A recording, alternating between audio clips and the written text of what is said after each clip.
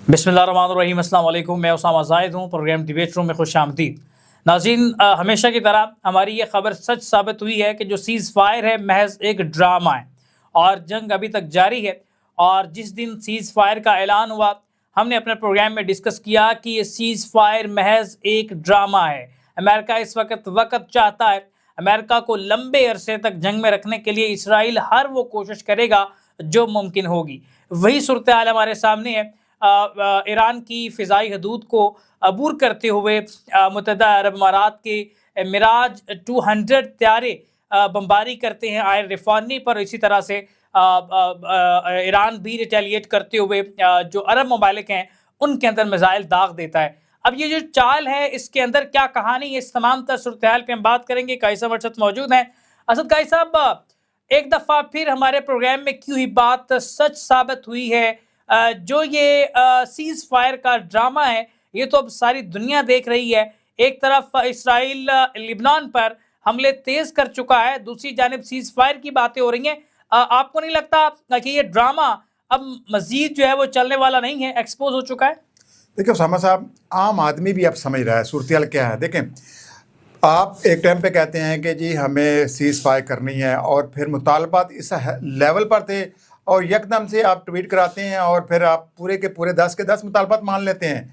तो इसका मतलब ये होता है कि एक आलमी ताकत, एक सुपर पावर और फिर इसराइल, और जिनको जंग का खमियाजा भुगतना पड़ा है, जिनको नुकसान उठाना पड़ा है, वो यकदम से बैकफुट पे कैसे जा सकता है। मतलब ये है कि वो अपनी तैयारी करना चाह रहा है। तो जब उसको ये समझ आ गई कि हम एटमी हमला तो नहीं कर सकते, तो अब क्या है कि वो अपनी खिफ्त मटाने के लिए अपने, देखें जो उसको जूते पड़े अमेरिका को, इसमें तो कोई शक नहीं है कि पूरी दुनिया से लान तान उस पर हो रही है।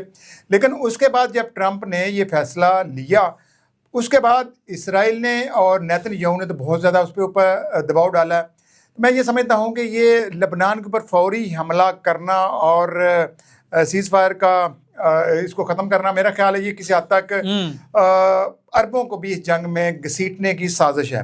लेकिन साहब, मैं एक चीज़ वाज़ह तौर पर कह दूँ, हमारे फील्ड मार्शल साहब के पास सुनहरी मौका है इस टाइम अरब मालिक को लीड करने का। तुर्की, अफ़गानिस्तान, इसके अलावा बांग्लादेश और पाकिस्तान, ये चारों ममालिक अगर शामिल हो जाते हैं तो मेरा ख्याल एक दबाव पड़ेगा। सऊदी अरब, तो चाइना वैसे ही आपको सपोर्ट कर रहे हैं। तो अब खुलकर हमें अमेरिका की पॉलिसियों के खिलाफ बोलना पड़ेगा। ये जो मौका दिया ईरान ने आपको गुलामी की जंजीरों से निकल का, तो आपने वो जंजीरें अपने जिस्म से अलग करनी है। देखें, मैं अमूमन मिसाल देता हूँ, अमेरिका ने क्या, ईरान ने क्या किया। ईरान ने आपकी जंजीरें तोड़ दी और जिस आका की आप गुलामी कर रहे थे तो उसको उसने जकड़ लिया था। कभी आप भागें, आपको मैंने आज़ाद करा दिया है। हम वहाँ डर रहे हैं नीचे सुन बैठ के कि भाई भाग जाएंगे तो कहाँ जाएंगे, ये हमें फिर पकड़ लेगा। वो जो खौफ होता है ना, उस खौफ से नहीं निकल रहे। आपने कभी देखा घोड़े के ऊपर आप उस जंजीर नहीं बांधते ना, उसको रस्सी बांधते हैं तो उसको इशारा ही कर दें तो वो खड़ा रहेगा, उसे पता चल जाता है मुझे ये बांधा गया है। तो हमें मेंटली तौर पर अमेरिका की गुलामी से निकलना है। पाकिस्तान को अल्लाह ताला ने मौका दे दिया है। अमेरिका का साहब, ज़हनी गुलामी से निकलने के नारे पाकिस्तान में मुख्तलिफ पॉलिटिकल पार्टीज करती आई, पॉलिटिशियन करते आए। एक जेल में बैठा हुआ शख्स भी कहता है कि ज़हनी गुलामी की जंजीरें तोड़नी पड़ेंगी। तो यहाँ पे तो जो ज़हनी गुलामी की जंजीरें तोड़ने की बात करता है वो जेल में होता है। तो काई साहब, आपका भी इरादा जेल में जाने का है? नहीं, हम तो एक बात कर रहे हैं और इसमें हम वाज़ह तौर पर बता भी रहे हैं। देखें, सम टाइम जब आप इक़्तिदार की कुर्सी पर होते हैं तो आप बहुत ऊंचे होते हैं, आपको नीचे नज़र नहीं आ रहा होता। अब जो सूरत हाल बन गई है तो कुदरत ने आपको मौका दे दिया है। देखें क्या होगा, कुछ नहीं, इससे ज़्यादा तो आपको मुशर्रफ दौर के अंदर आप देखें कि मुशर्रफ साहब ने फौरी उनकी डिमांड्स मान ली और उसका खमियाजा नस्लों ने भुगता। अब भी जो हम गलतियाँ करेंगे, अभी गलतियाँ उस तरह नहीं हुई। अभी मैं समझता हूँ कि फील्ड मार्शल ने और वज़ीर आज़म साहब ने जो भी प्लान किया, किसी हद तक उसका फ़ायदा पाकिस्तान को पहुंचा। लेकिन पाकिस्तान में तो इतनी हाइप बनाई गई। अब क्या हुआ, अब वो सारी सीज़ फायर जो ख़त्म करवा दी गई और उसके ऊपर अब कुछ भी नहीं हो रहा। अब पाकिस्तान चाहकर भी अमेरिका से अमल नहीं करवा सकता। देखें, दो चौधरीयों की लड़ाई में सुलह ताकतवर करवाता है ना। तो ट्रंप ने मान लिया कि चीन ने हमारी सुलह कराई है। तो अब चीन भी इस मामले पे नहीं घुस रहा। भाई आपने सीज फायर की खिलाफवर्जी कर दी हुई है, तो पाकिस्तान को कम अज कम आप खुल कर कि भाई अब हमने जितनी बातें आपकी माननी थी मान ली। अब सऊदी अरब اور بقیہ جتنے مسلم ممالک ہیں وہ کم از کم اگر یہ پریشر گروپ بنانا چاہیں تو یقین جانے امریکہ کے اوپر بہت زیادہ دباؤ آئے گا، اور خاص طور پر اسرائیل کے اوپر تو یہ عرب ممالک کی میزائل داغنا شروع کر دیں تو اسرائیل کا دنیا سے نام و نشان ہی مٹ جائے۔ تو قاری صاحب آپ کو لگتا ہے کہ یہ کریں گے جو آپ خواب لے کے بیٹھے ہوئے ہیں؟ اس خوف سے دیکھیں، خوف تو آپ کا ایران نے ختم کر دیا، امریکہ کا جو روب دبدبا بنا ہوا تھا یقین جانے وہ خاک ہو چکا ہے۔ ایران سے جو جوتیاں امریکہ کو پڑ چکی ہیں وہاں سے ہزاروں میل دور اس خطے میں آ کر وہ نہیں لڑ سکتا۔ یقین جانے اگر عربوں نے ان کو اڈے نہ دیے ہوتے تو آج اس جنگ کی کنڈیشن کچھ اور ہوتی، اور یقین جانے میں دعوے سے کہہ سکتا ہوں اسرائیل گھٹنوں پہ ہوتا۔ بہرحال ہم نے یہ موقع ضائع کیا، لیکن ابھی وہ پورا موقع ابھی بھی ہم نے پورا موقع ضائع نہیں کیا، ابھی بھی آپ کے پاس 50% چانسز ہیں۔ آپ سعودی عرب دیکھیں، میں MBS کو داد دوں گا، سب کچھ ہونے کے باوجود بھی اس نے تحمل مزاجی کا مظاہرہ کیا، حالانکہ ایران کے حملے ہوئے لیکن کہیں نہ کہیں وہ برداشت کرتا رہا۔ حالانکہ امریکہ کا، سعودی عرب کا، بقیہ اس کا اسرائیل کا، اس کے اوپر سعودیہ کے اوپر پریشر تھا، لیکن MBS برداشت کر گیا۔ UAE دیکھ لیں آپ، اب مجھے بتائیں UAE کی موت ہونی ہے کہ نہیں ہونی؟ جس حد تک وہ چلا گیا، آج اس نے ڈائریکٹلی ایران کے اوپر اٹیک کر دیے اور پھر وہ کھل کر امریکہ اور اسرائیل کے ساتھ کھڑا ہے۔ مجھے نہیں سمجھ آ رہی کہ اسرائیل کو امریکہ کتنی دیر تک بچائے گا۔ تو یہ قاری صاحب اگر آپ کہہ رہے ہیں کہ امریکہ زیادہ دیر تک اسرائیل کو کی سروائیول نہیں کر سکتا، تو پھر جو صورتحال ہے اس وقت تو سب سے پہلے اگر اسرائیل کی آپ تباہی دیکھیں اس سے پہلے عربوں کی تباہی ہے۔ جو متحدہ عرب امارات کام کر رہا ہے، آپ کو لگتا ہے کہ یہ ان کو اس طرح سے چھوڑ دیا جائے گا؟ مجھے تو ایسے لگتا ہے کہ یہ ان کی بڑی بڑی بلڈنگز کو اب نشانہ بنایا جائے گا۔ جب عرب کمزور ہو جائیں گے پھر اسرائیل کو مٹانا مشکل نہیں ہے۔ بالکل ایسے ہی ہے، لیکن ایک چیز ماننے نا، دشمن جب دیکھتا ہے کہ وہ ڈائریکٹلی محاذ پر مسلمانوں سے نہیں جیت رہا تو وہ پھر سازشیں کرتا ہے۔ دیکھیں سلطنت عثمانیہ بہت بڑی سلطنت تھی، پوری خلافت چل رہی تھی، پورا کئی براعظموں پہ 6 براعظموں پہ ان کی حکومت تھی، لیکن کیا کیا کہ عربوں کو بھی اندر سے عربوں کو بھی ان سے الگ کیا۔ چھوٹی چھوٹی جتنی ریاستیں بنی ہیں ان سب کو نوازا گیا تھا برطانیہ اور اس ٹائم کی عالمی طاقتوں کی طرف سے۔ تو آج آپ دیکھیں کہ 100 سال میں سلطنت عثمانیہ کے جب خاتمہ ہوا تو جتنے تھے ملک بنے، ان ملکوں نے امریکی مفادات کا تحفظ کیا۔ جتنی بھی عرب ممالک یہ جتنے بھی وسائل تھے، وہ پیٹرو جو کرنسی ہے، پیٹرو ڈالر کرنسی، وہ ساری کی ساری عربوں نے معیشت امریکہ کے مضبوط کی، نہیں آج اتنا امریکہ مضبوط نہیں ہونا تھا۔ تو اب جو انہوں نے اٹیک کیا وہ وہ جو چائنی یوان کرنسی کے اوپر انہوں نے کنورٹ کرنے کی کوشش کی ایران نے، تو وہ کہیں نہ کہیں معاشی طور پر جب امریکہ ٹوٹے گا تب اس کی وہ سپر پاور کی وہ کرسی سے اترے گا۔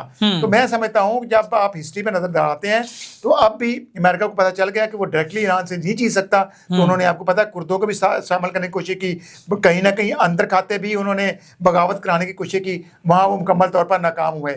عراق میں یہ تھا کہ ایک اکیلا صدام حسین تھا، اس کے خلاف انہوں نے بغاوت کی بھی، اور ہم نے دیکھا پھر صدام حسین کے مجسمے بھی گرے، اور پھر کویت کو پر غلط حملہ بھی تھا۔ اب یہاں پر تو ایران کو ایک جواز بھی مل گیا ہوا ہے، اور ایران نے صرف دفاع کیا ابھی تک۔ ایران نے دیکھیں ایک قاری صاحب ایک سوچ جو ہے پروان چڑھتی ہے، اس کو سوشل میڈیا پہ ڈسکس کیا جاتا ہے، اور بہت سارے ممالک اس چیز کو لے کے ایک آپ یوں کہہ لیں کہ لوگوں کو آگاہی نہیں دی جاتی جو اصل پوائنٹس ہیں۔ اب کہا جاتا ہے جی ایران نے حرمین شریفین پہ حملہ کر دیا، ایران نے قطر پہ حملہ کر دیا۔ نہیں، ایران نے سعودی عرب کے اندر موجود امریکی اڈوں پر حملہ کیا، ایران نے قطر کے اندر موجود امریکی اڈوں پر حملہ کیا۔ اگر یہ عرب ممالک خود کو محفوظ رکھنا چاہتے ہیں تو ایران نے واضح طور پہ کہا کہ آپ ان امریکی اڈوں کو ختم کر دیں، ہماری آپ کے ساتھ کوئی لڑائی نہیں ہے، آپ ہمارے دشمن کو اپنے ملک میں بٹھا کے ہمارے خلاف استعمال کریں ان اڈوں کو، تو آپ کہیں کہ ہم پہ حملے بھی نہ ہو، ایسے ممکن نہیں ہے۔ آپ پر حملہ نہیں کر رہے، جو آپ نے ایک شیطانگی ہمارے خلاف کھڑی کر کے کڈے دیے، ہم ان کو نشانہ بنا رہے ہیں۔ یہ عام لوگوں کو یہ نہیں بتایا جاتا۔ یہ یہاں پہ سعودی عرب پر حملہ ہو گیا، حرمین شریفین پہ حملہ ہو گیا، 13,000 کلومیٹر کا فاصلہ ہے، تو وہاں سے شیطانگی سے باز نہیں آ رہا امریکہ بیٹھ کے اسرائیل، تو یہ ادھر اڈے نہ ہو تو کیسے اتنے بڑے جہاز جو ہیں وہ آ کے ان خطے میں اٹیک کر سکتے ہیں. یہ اڈے ہی فساد کی جڑیں. قائد صاحب آپ اس پر کیا کہیں گے؟ بالکل اسامہ صاحب، دیکھیں میں سمجھتا ہوں کہ اس وقت تک کچھ ویسے تو لوگوں کو اتنی اویئرنیس ہے، سوشل میڈیا کی وجہ سے ہر چیز اپڈیٹ ہو رہی ہے، اور عام آدمی ابھی آپ بات کریں گے تو اتنے لوگوں کے کامنٹس آئیں گے کہ لوگوں کو اتنی اویئرنیس ہے کہ ہر چیز کا ان کو اندازہ ہے کہ یہ کیا کون کس جگہ پہ غلط کون ہے صحیح کون ہے. ہمارے یہاں چند ملا اور پھر کچھ طبقہ یہ کم از کم ایران کی مخالفت میں اس کو سعودی عرب کو سپورٹ کر رہے ہیں. سعودی عرب تو ڈائریکٹلی ایران کے ساتھ جنگ میں ہے ہی نہیں، اور پاکستان کی وجہ سے سعودی عرب بچا ہوا ہے، اس کے اوپر ڈائریکٹلی اٹیک نہیں ہوا. یہ بھی آخری جو 16-17 میزائل ڈالے گئے اس ٹائم ان کی قوت جواب دے گئی تھی، بس ہو گئی تھی، ان اڈوں سے حملے ہو رہے تھے. تو اب وہ بھی اڈے صرف اور صرف اڈوں کے اوپر اٹیک ہوا، پبلک کے اوپر کسی سعودی تنصیبات پر اوپر حملہ نہیں ہوا. آئل کی جو بڑی بڑی تنصیبات ہیں اس کے اوپر کنٹرول امریکنز کا ہے. تو بہرحال اب بھی ہم دیکھ سکتے ہیں کہ ایک تو سمندری راستہ وہ بھی دوبارہ ایران نے بند کر دیا ہوا ہے. اب پھر صورتحال وہیں پر چلی گئی ہے. اب دیکھتے ہیں ہمارے حکمرانوں نے کوشش تو کی، اس میں کوئی شک نہیں ہے کہ نہیں، پازیٹیو کوشش کی. دیکھیں جو چیز اچھی ہے ہم اس کو ماننا چاہیے، اس کی تعریف بنتی ہے. اب یہ ہوا ہے کہ اس وقت ہمیں چین کو ساتھ ملا کر دوبارہ دباؤ ڈالنا پڑے گا، اور پھر پاکستان کو بھی اپنی اب کہیں نہ کہیں کلیئر کرنا پڑے گا. وزیر اعظم شہباز شریف کے ٹویٹ میں واضح طور پہ انکلوڈنگ لبنان لکھا ہوا تھا. لبنان کا باقاعدہ طور پہ وزیر اعظم شہباز شریف صاحب نے ذکر کیا کہ لبنان کی جنگ پر بھی خاتمہ ہوگا. یہ پوائنٹس ہیں، اسی پر سیز فائر ہوا. تو ابھی لبنان کی جنگ مزید بڑھکا رہا ہے اسرائیل. اس وقت پاکستان ایران کو مل کے اس پر کھڑے ہونے کی ضرورت ہے. دیکھیں قائد صاحب، ایک مشورہ بھی ہے یہاں پہ، ہم آگے چلتے ہیں اس کو لے کے. اگر ایران یہاں پہ پاکستان کی مان کے ایک امریکہ کے ساتھ کہیں نہ کہیں کچھ چھوٹے پوائنٹس پہ جا کے معاہدہ کر لے، جان چھڑائے اس جنگ سے، اس کے بعد ترکی، پاکستان، ایران اور چین، روس مل کے ایک بلاک بنائے، پھر اس خطے میں امریکہ اسرائیل کا ایک پر بھی نہیں جو ہے وہ یہاں پہ مکھی پر نہیں مار سکتی. یہ قائد صاحب یہ ہونا بہت ضروری ہے. ایران کو اس جانب بڑھنا چاہیے. یار یہی میں کہنا چاہ رہا ہوں نا، جب آپ نے 2 OIC کے اجلاس آپ کا دوار میں بلوا لیے تھے، تو ایک بندہ جب جیل میں چلا گیا تو آپ یہ سمجھیں کہ پاکستان میں ہمارے جو حکمران ہوتے ہیں وہ اتنا کھل کر نہیں کھیل سکتے. آپ دیکھیں دبئی نے جب آپ کو وارننگ دی تو آپ نے فٹافٹ اس کا قرضہ اتار دیا، کیونکہ ان کے مفادات وہاں پر ہیں، ان کے اثاثے، ان کی جائیدادیں وہاں دبئی میں ہیں. اور زرداری خاندان تو نے بڑی تو کوشش کی کہ ہم ایران کی طرف نہ جائیں، سعودی عرب کے اگینسٹ کھڑے ہو جائیں، UAE کی طرف چلے جائیں. تو یہاں پر اپنے اپنے مفادات ہیں، قومی مفادات کی کوئی بات ہی نہیں کر رہا. جس وقت ہمارے حکمرانوں کے مفادات، ملکی مفادات، قومی مفادات ایک ہو جائیں گے، یقین جانے اس دن ہم عالمی طاقت بن جائیں گے. اب ہماری بدقسمتی یہ ہے کہ ہمارے حکمران ملکی مفاد میں نہیں سوچتے. 100 بات یہ ایک بات ہے کہ پاکستان کے لیے کھڑے ہونے کی ضرورت ہے. جو شافیہ، جو مقتدرہ اپنے مفادات کی جنگ لڑ رہے ہیں، اگر وہ پاکستان کی جنگ لڑنا شروع کر دیں، تمام مسائل کا جڑ سے خاتمہ ہو سکتا ہے. تو اس پر دیکھنے کی ضرورت ہے. اس تمام صورتحال پہ ہم بات کرتے رہیں گے. اپنے میزبان اسامہ زاہد کو دیجیے اجازت. اللہ نگہبان.